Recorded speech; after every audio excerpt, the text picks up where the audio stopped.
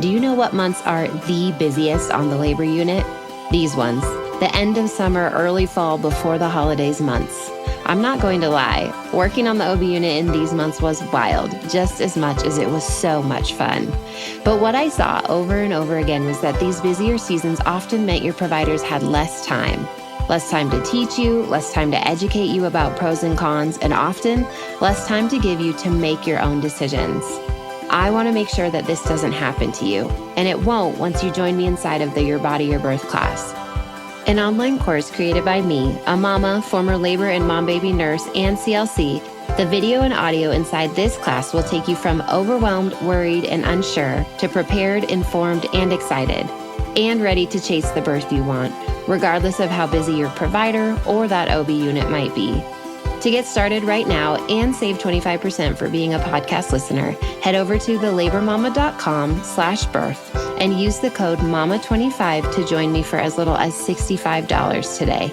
The link and your coupon code are in the show notes.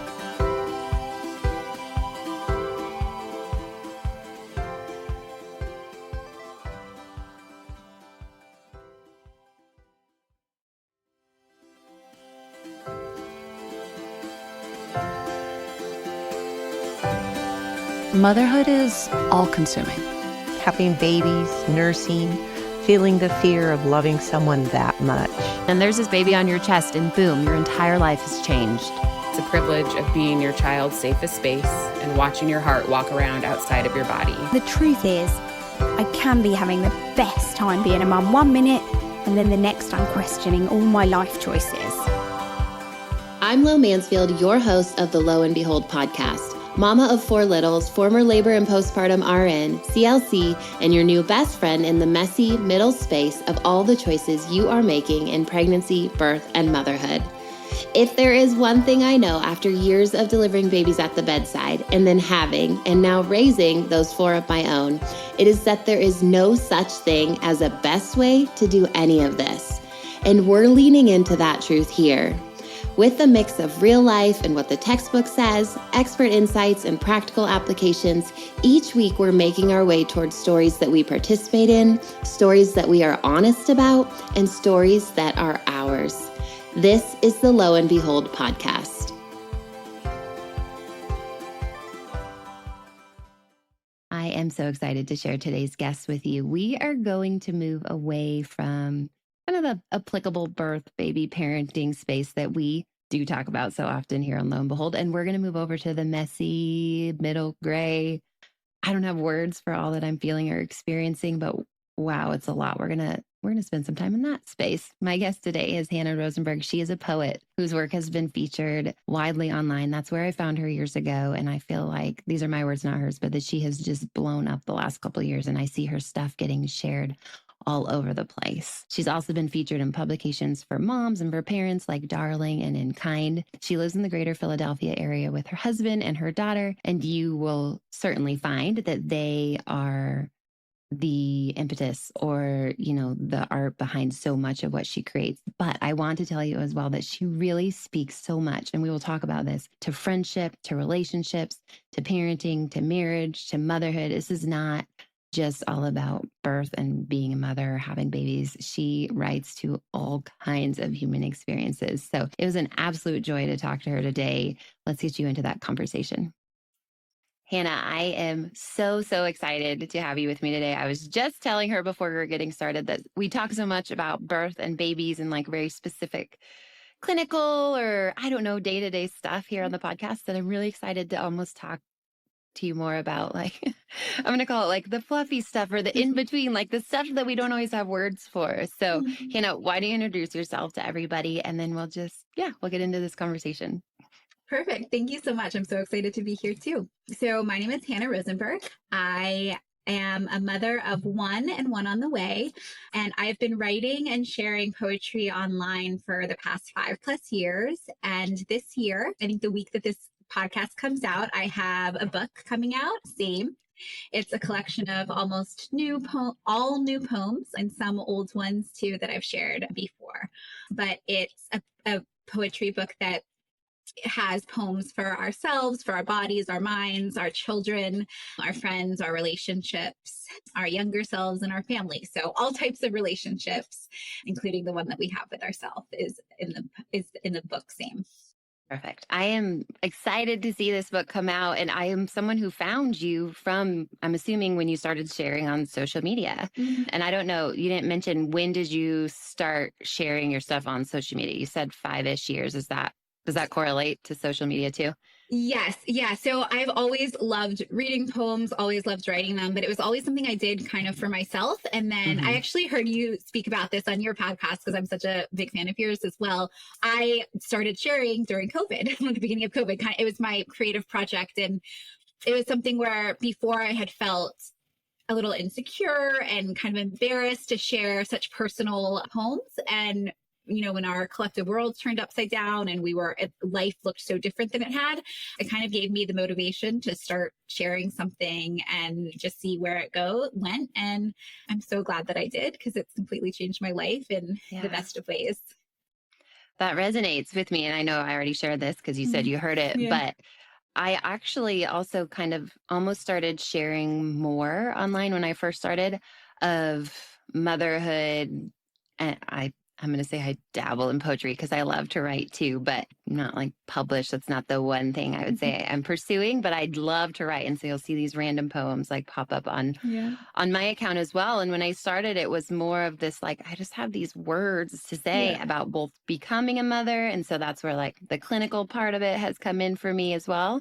And then also the being a mother, right? And so then I'd have these random poems or words popping into my head while I'm nursing my baby. And then at the same time, I'm also like clinically thinking like, oh, I could also teach about breastfeeding. So I still like to mix in like poetry and words. And I think that there are probably some women and moms and people who follow me because they love that part the most. And so it's kind of been a balance for me of balancing the two. But like what you do in this idea of feeling vulnerable, but also putting words to this collective experience that we are having, even though it's unique. Like, I totally get that, like this idea of stuff just popping up in the middle of your day and having these words for something as simple as dropping your kid off at preschool or whatever. So I actually wanted to ask you, this feels like a very artistic question, but where do you get your ideas, your prompts? Is it literally just from living life, being a mom, like experiencing the world? Oh, it sounds totally. cheesy, but yeah, totally. So when I started sharing, I had made this goal for myself to share a new poem every week for a year. And I got this idea from a podcast I had been listening to where another artist talked about how she's a visual artist and how she shared something new every week without kind of like monitoring herself or limiting herself by saying like, it's not finished yet, but just this idea of whatever she came up with in that week, she would share. And that really resonated with me because anyone who creates any sort of art knows like it could be endlessly edited and never done. So I just had made this goal where whatever I had, I would share, and I would consider it a draft and allow myself to take it down or re-edit it, which I've done so many times. And really, I didn't have I never had a plan where I was like, this week I'll write about this and this week I'll write about this. It was just what was happening in life, what came up for me. And a lot of it ended up because I really lean into like relationships in my life and those friendships and my, relationship with my husband and my family. Those are so important to me. So that started to come up a lot in my writing, but it was whatever really I was thinking about and what was going on.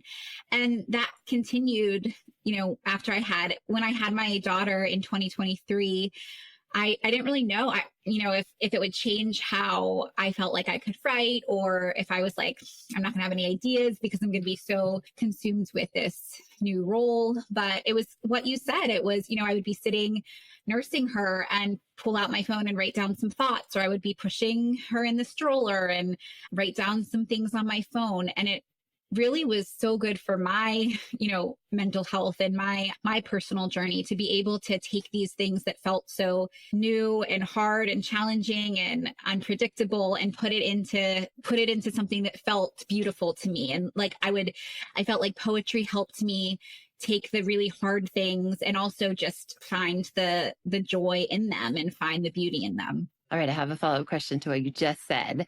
Yeah. Do you ever, I don't want to say struggle with, but find that, like, I know that when I've shared personally, or even just in stories, since that's part of what I do is like share more of what's going on in our home and our lives too. Do you find that it's ever a struggle to kind of share your version of the experience and know that like not everyone is going to say, oh yeah, that's how it felt for me too. Like I'm making this up, but like sharing some, I don't know, poem that speaks to both the high and low of the moment of birth or something. And then someone else is like, well, it was horrible for me. You know, that idea, that push and pull of like, that wasn't my experience, but obviously you're sharing yours. But so often this does speak to such a big number of people. I just think it's an interesting thing to do to kind of put your art out there and know that it won't always be interpreted, that we're not all experiencing motherhood and the experiences within it in the same way. Oh, totally. And I think that all life experiences, but, you know, motherhood and parenthood is such, you know, this personal experience. But like you said, it's so universal. Like everyone who's a person, you know, has parents and, you know, got here because they have, you know, someone who gave birth to them. And I think that we feel so strongly about our own experience that sometimes it is hard to hear an experience that's very different. Like even now I'm pregnant with my second child and I'm now well into my second trimester, but first trimester was very hard for me. Like both pregnancies, I've been extremely sick both times. And I remember someone I think I asked them when I was kind of in the midst of it, like someone I met at the park or something, you know, not someone I knew very well, like if they also had, you know, they felt sick during their pregnancies, and they were like, no, I actually felt fine. And my I started welling up. Like it was such a strong reaction because it was so different than mine. And, you know, you're just always kind of looking for that camaraderie in your own experience. So for sure, I feel like when I share something, and I try to, I think especially with poetry, if you try to write something that is general, in my opinion, it's not going to be good poetry because poetry is about the specific and about the specific experience. And so, I mean, that's just kind of what I always stick to is this is just my experience, just what I'm going through. But there always are people who, you know, who have different experiences. And I think the hard thing about sharing online is that when you're sharing something that's artistic, I think sometimes people take it as like you're saying that this is, you're almost giving a lesson or you're sharing like a gospel, and it's not. It's like you're sharing a thought or a diary entry, like something that's just your own experience. So I think that poem that you just referenced, I wrote recently a poem about my daughter starting preschool, and I went to this coffee shop that I always go to with her, and it was this idea of like enjoying these things that are normally challenging, like waiting in line with a 2-year-old isn't relaxing, but it's so sweet. Like there are these things that she does. Like she wants to pick out cheese. She wants to pick out her juice. She's asking me for another treat. And then we use the bathroom and it takes 20 minutes because, you know, we're on this endless cycle of washing our hands because she keeps touching everything. And so it's me, like the poem is me kind of enjoying what's, you know, that alone time. But the whole time I'm thinking about her because she is the biggest part of my life. And I think some people wrote kind of comments that, yeah, it does feel like, oh, like, that's not what I meant. Like someone wrote like, well, I feel bad that I actually don't feel like that. You know, when I drop my child off, I'm happy. And I think the thing about poems too, is they're like it's one thought in one time, you know, one thing. Like there are certainly times when I have been alone, when I've been out to dinner with friends, when I've been like, I'm so happy to be here. Like this is, you know, so it's not like I'm saying this gospel of like, if you don't feel like this, you're not a good, you know, you're not a good parent, not at all. And so, yes, that definitely can get me as like, I almost want to write disclaimers in all of my poems. Like this is a thought, this is a feeling, all feelings are valid. You said something in that. It's funny. I feel I wrote out some questions that I wanted to maybe talk to you about, and you keep like leading into the next one, which is maybe a good thing. It means we're like on the same wavelength right now. But you talked about, like, my question was, do you think that there are commonalities that we share? And I would say, I know like you don't just write about motherhood, being women or being in a relationship or having children, or does the crossover between us and our experiences, is it just like sporadic and random? And I'm thinking about it because like there are the people who maybe there is a day or a moment where they are at the coffee shop and they're thinking, I wonder what my preschooler is doing right now. But perhaps the very next day they're really Yeah. busy and they're like, I have so much to do. I'm not thinking at Yeah. all about my kids Oh, because yeah. I'm so grateful to be here right now and just have some free space. So I just like thinking through that idea of, are there these threads? And I know you mentioned like your job or job as an artist, I'll say, is not to try and please everyone or write or create art that works for everyone. Right. But do you think there are maybe threads that run through some of these different experiences? And that's why, like, when something hits, it really hits? I think so. I think that I kind of have like two different, like almost like buckets of thought around this. I think there are some things that, and I love reading something or like seeing a reel that someone made or, you know, or us even like listening to a song. Like, I think this is why songs are so meaningful, where you're like, oh my gosh, yes, exactly that. I've had the exact, you know, like that exact same experience has happened to me and it resonates. And then I think that there are things that resonate because we're all human beings with strong feelings and strong emotions, and you don't have to have the same exact experience for you to feel the feeling that you're getting from the poem or the song or whatever, you know, whatever piece of art. And I think that is what I hope that people get from, you know, my poems in my book is we don't all have the same experiences and we don't all have the same reactions to experiences, but we're all human beings who have feelings of joy and sadness and longing and excitement and disappointment. And for me, experiencing art is getting to kind of understand that those are like collective human experiences, and to see other people go through them and kind of like share that resonating like same. I also feel, you know, I also have those feelings is really powerful. Mm-hmm. Do you think that becoming a mom, because you share based on your timeline, you did not have a little one before you were writing? I'm assuming you've probably been writing and loving writing for years and years, but then started sharing and then did become a mother and obviously have continued to share.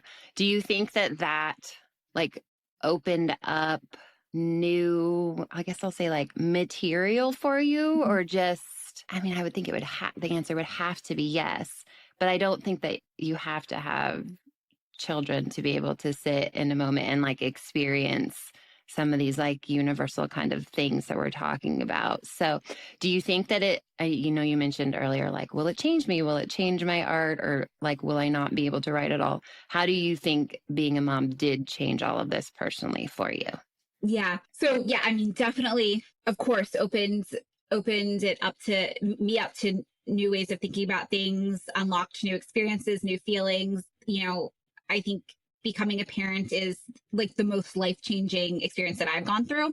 What you said, actually, I used to love long before I was a mom, I loved reading memoirs that kids would write about their parents or parents would write about parenthood. I think that there's something, like, not to repeat myself, but just so human and so beautiful. Like, you don't have to be a parent necessarily to connect to that sort of story, because like I said, everyone's a child, you know, everyone came from a family. And so, yeah, I don't think that it is only like, I when I write something, I'm not only thinking like, what will other parents think? But, you know, I hope that it can resonate too with people who are children of parents. I think often I write about, because I only have a young child, so that, you know, my experiences are all about this. But I love when people reach out to me and say things like, oh, I sent this to my teenage child because this is how I feel about them. And this, you know, and so those feel really meaningful to me. I think what was also surprising that I hadn't thought about was becoming a parent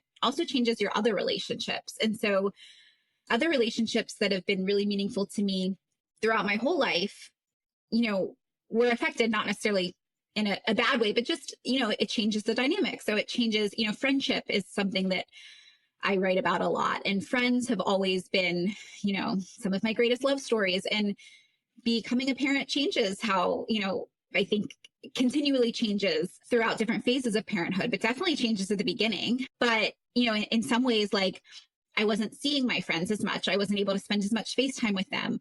But in other ways, like I was more present with them because I felt like I relied so much on friends, you know, in those, I mean, always, but in those early days of motherhood, just that support. And again, not to repeat myself, but like that feeling of like the way you're feeling, I've also felt, and the way, you know, what you're going through, I've also gone through. And so I felt like I almost never needed my friends more than when I became a mom. Well, that's such like a postpartum conversation too, of that idea of village, right? And if you have one, Yeah. it's life-changing. And if you don't, it's life-changing too, but I would say maybe not like life-giving, where it's like you need it, or else perhaps you're not able to show up and have the support in the way you want to. So yeah, I think I love that you talk about friendship seasons, just other things that I do think are universal, that we don't have to only, you know, be creating inside of the parenthood sphere, because it is true that just this idea that like we were someone before and we're obviously someone after, and having them changes all of the relationships that existed before. So just like fleshing that out with your new hat of being a mom. And I just think it's such a cool becoming a mom will change the art, but also how it can like impact the ways you wrote about or created about the whole life and ecosystem that you had set up before these, you know, these kids show up. Because so much, I think,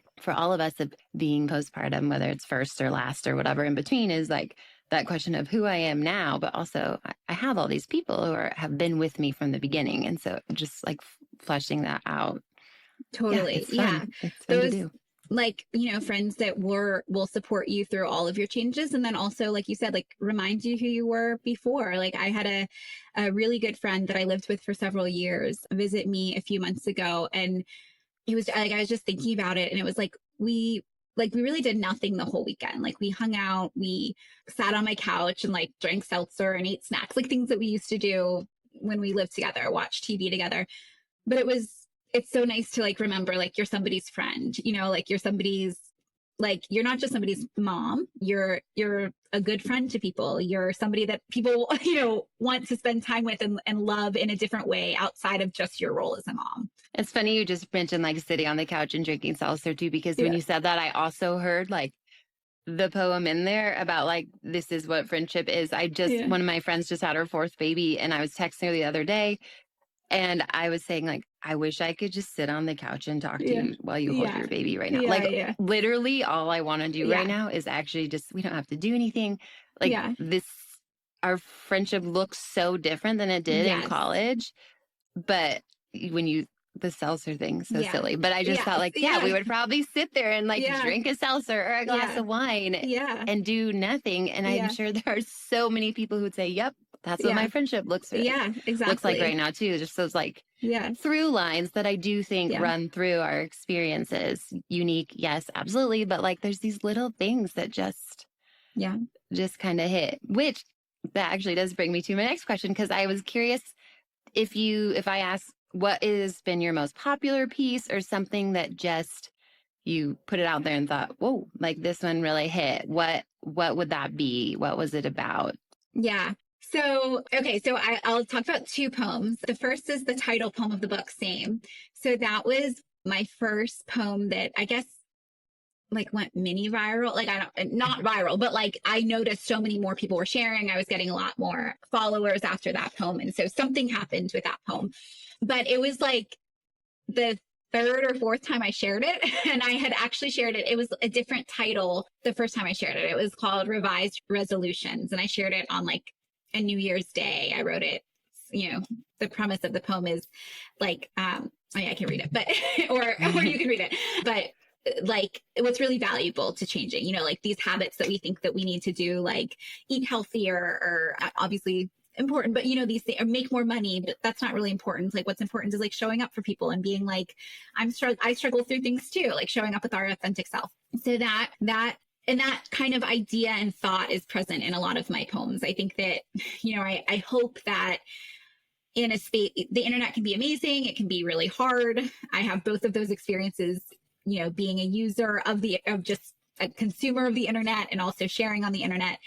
But I think that an experience that everyone resonates with is sometimes you look at things online and you're like, that makes me feel so bad because that's not, you know, that's not my, like my house doesn't look amazing all the time. And I have a really hard time keeping, a perfect schedule. And, a lot of times like you said, I do just want to sit on the couch and scroll on my phone and not wake up at 5 a.m. and, do all of these amazing things before my kids wake up. And sometimes there's a place for that. Sometimes there's not. But I hope that my poems online kind of are a way for people to feel like okay with where they are and what they're doing and what they're not doing. And again, like, even if it's not the same experience, to feel like, okay, it's really fine to have hard things and difficult things and not have it all together.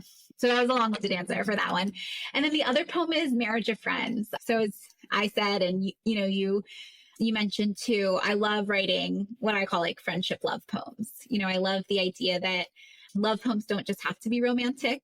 Like, I'm very happily married and love writing poems about my husband, but also love writing poems about my friends who, like, as I said before, like, they are great love stories too. And Marriage of Friends was a poem that I had shared. Again, like, I had shared it a few times. And then one time I shared it and it kind of like blew up, like got shared a ton, more than any other poem had been shared before. And that tends to be the one that I see shared most often. People making reels with it or posting pictures of their friends. And so that makes me really happy to see. I love that, because obviously this podcast and so much of what I do is this kind of like birth and early motherhood space, partly because that's where I am. And now I'm moving into having big kids too. Yeah. But I think, the idea of friendship is one that crosses lines, right? Like, that doesn't surprise me. There's no, you don't have to figure out how to get pregnant if that's a challenge. Like, friendship is something all of us are going to experience at one point or another. And, motherhood, parenthood might not be. And so it doesn't really surprise me that some of the ones that have been most popular, though maybe the motherhood ones are what initially caught my eye, is ones that are more universal and more able to be shared amongst all of us, like, regardless of how old we are or the choices we've made about having families or not. Like, I'm pretty sure most of us have had a friend or will have friends at some point that help us understand, like, the type of art that you put out in some of these friendship love poems, which I do just love. Will you read either one of the ones we've talked about or one from your book? Like, whatever poem you'd like to read, will you just read one for us? Yeah. So I was thinking before we talked, that, like you said, a lot of people who listen to your podcast are either like newly postpartum or going through, experiencing pregnancy. And so I'd love to read one from it's the first poem in my section, in my last section, which is for children. It's called I Forgot to Say Thank You. I forgot to say thank you. In all of my worry, I forgot to say thank you.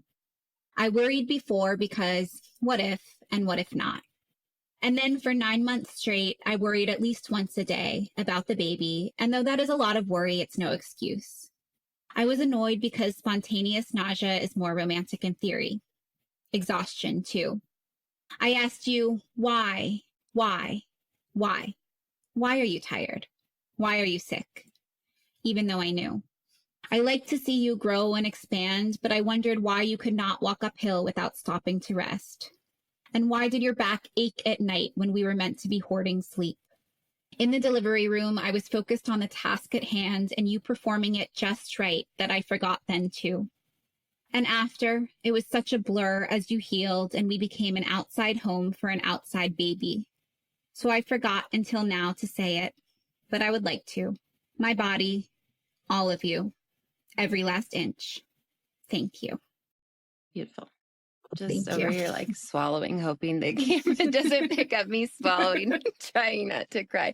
I'm a big crybaby anyways, but I love it. Yeah, it's beautiful. Thank you. Hannah, I'm super excited about your book. I have loved, just seeing what pops into my feed from you the last few years. It's been such a treat to see how you interpret it. Being a mother too, now that you are and expecting again. Where can people find you? Please share your Instagram handle, anywhere else, website, and then whatever you want to share too about this book that we can get in our hands too.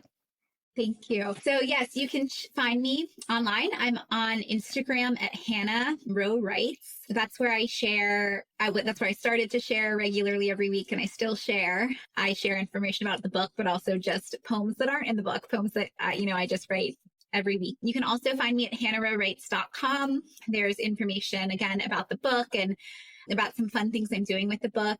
Something fun that came up recently is that some of my readers are starting to throw same parties. That's what we're calling it. And it's just kind of a way to celebrate with the people in their lives. So if you're interested in that, it's really can be anything you want to be, but I have lots of ideas from what people have been sharing with me. So that's on my website too.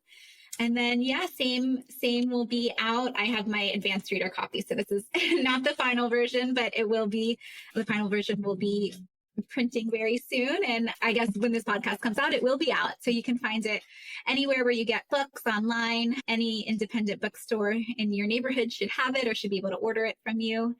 And please reach out to me. I try to respond to everyone who sends me a DM or email. So if you haven't heard back from me, that just means I haven't read it. So try again, reach out again. And I would love to hear from you. Perfect. Okay. And then if you guys are listening present day, like the day this episode released, the book comes out tomorrow. So just to clarify, if you're going to dash off and buy this book, it technically is available tomorrow, October 21st. So have that right? Yes, October 21st. Okay. And then everything that you just shared too, like handle and website and all that, we'll put in the show notes as well. So you guys can peek and see and definitely follow along. Especially, my heart says, especially now that you're going to have another baby, that just, I think will open up more areas of reflection and creation, I'm sure. Will you just share, I end all of the podcasts this way, just one thing with us right now that is bringing a ton of joy to you in your life? Big, small, it can be anything. Okay. So right now, like I said before, first trimester is really rough for me, and coffee brings me so much joy. So right now I am able to drink my morning coffee again after a summer of no coffee. So sitting on the couch with my daughter, drinking my morning coffee and reading books to her is just bringing me a lot of joy right now. Mm-hmm.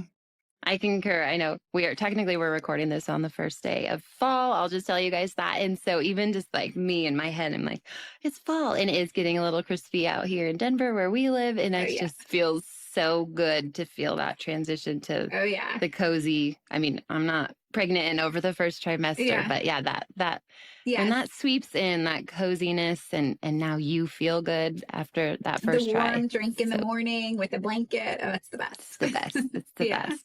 Well, Hannah, thank you so much for joining me. Thank you for reading too. That was such a sweet little gift for us. Oh, thank you for having me. Good luck as this book goes out into the world. I love your words. Thanks so much, Flo. Thank you so much for listening to the Lo and Behold podcast. I hope there was something for you in today's episode that made you think, made you laugh, or made you feel seen. For show notes and links to the resources, freebies, or discount codes mentioned in this episode, please head over to loandbeholdpodcast.com. If you aren't following along yet, make sure to tap subscribe or follow in your podcast app so we can keep hanging out together.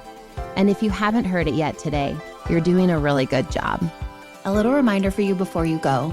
Opinions shared by guests of this show are their own and do not always reflect those of myself and the Labor Mama platform. Additionally, the information you hear on this podcast or that you receive via any linked resources should not be considered medical advice. Please see our full disclaimer at the link in your show notes.